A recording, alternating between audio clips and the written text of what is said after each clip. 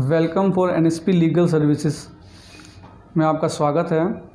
हम आपको आज बताने जा रहे हैं कि झूठी एफआईआर कैसे लिखवाते हैं लोग। ऐसा देखा गया है कि कुछ लोग आपसी मतभेद एक दूसरे के खिलाफ झूठे मुकदमे फेक एफआईआर लिखवाते हैं। जिसके खिलाफ झूठी एफआईआर होती है वो पुलिस कोर्ट कानूनी झंझटों में फंस जाता है और उसका समय धन इत्यादि सब बर्बाद होता है।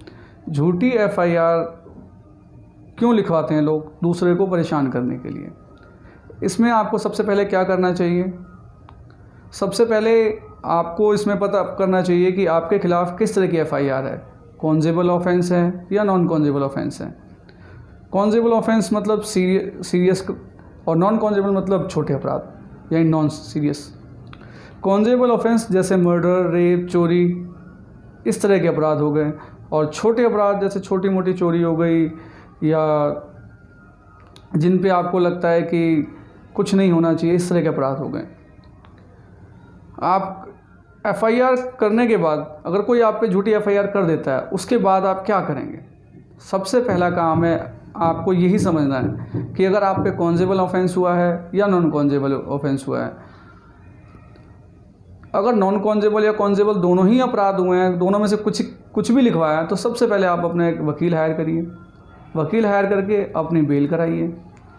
बेल कराने के बाद आप दो तरह की बेल करा सकते हैं इसमें, एक एंटीसिपेटरी बेल और रेगुलर बेल। अगर कॉन्जेबल ऑफेंस है या नॉन कॉन्जेबल ऑफेंस है, दोनों में ही आप दोनों ही तरह की बेल्स ले सकते हैं।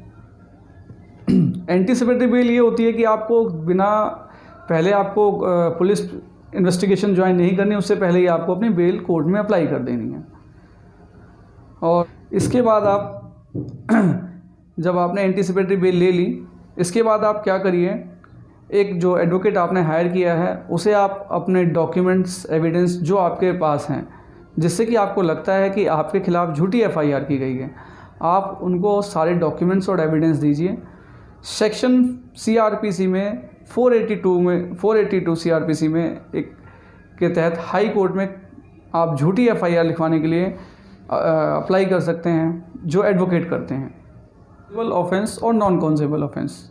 कॉन्जेबल ऑफेंस में क्या होता है कि पुलिस आपको बिना किसी सूचना के अरेस्ट कर सकती है, बिना किसी इंटीमेशन के आपको अरेस्ट कर सकती है। नॉन कॉन्जेबल ऑफेंस में आपको सूचना देनी पड़ती है, सूचना देने के बाद अरेस्ट करेगी पुलिस। जब आप पे झूठी एफआईआर दर्ज हो गई, जब कोई आपके खिलाफ झूठी एफआईआर लगा देता है, लगाने के बाद आपने एंटीसिपेटरी बेल भी ले ली।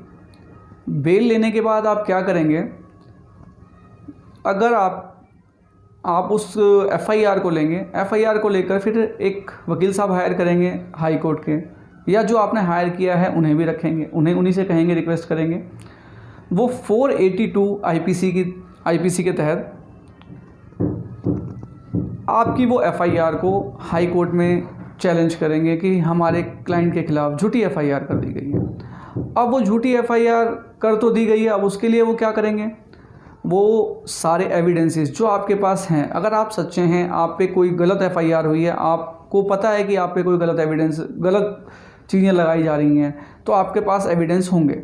तो आप अपने सारे एविडेंस, फ़ोटो, ऑडियो, कोशिश कीजिएगा कि जिस समय वो क्राइम हुआ है, अगर आपकी लोकेशन भी अलग आ रही हो तो वो लोकेशन भी, ये सारे डॉक्यूमेंट्स आप इकट्ठा कीजिए, वकील साहब को दीजिए, और वकील साहब हाई कोर्ट में फ़ाइल करेंगे कि इसको।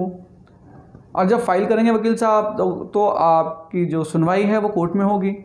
कोर्ट में होने के बाद आपका पक्ष सुना जाएगा। अगर आपके पक्ष में सच्चाई है, कोर्ट आपकी एफआईआर को क्वेश्चन करेगा, और अगर आपकी एफआईआर झूठी नहीं है तो दूसरी पार्टी पे मानहानि का केस कर सकते हैं आप अपना जो आपने परेशान हुए, जो भी अपना धन, मानसिक रूप से परेशानी जो भी आपका हुआ, आप उनके खिलाफ एक मानहानि का केस कर सकते हैं। ये झूठी एफआईआर लिखवाने वालों के लिए एक सही सबक है। अगर ऐसा करते हैं तो आप ज़रूर कीजिएगा इस काम को कि आप उनके खिलाफ कंप्लेन ज़रूर करिएगा। ये सिस्टम है एफआईआर को रद्द कराने का। धन्यवाद। अगर आपको किसी भी तरह की लीगल इंक्वायरी की ज़रूरत पड़े तो आप हमारे NSP लीगल सेल पे कॉल कर सकते हैं।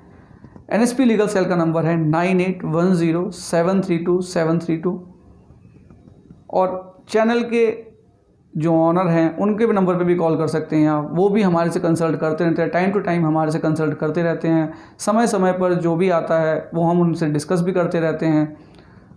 तो बाकी इतना ही। नेक्स्ट एडिशन में आपको कुछ और अलग आएगा तो हम आपको बताएंगे। Thank you for watching.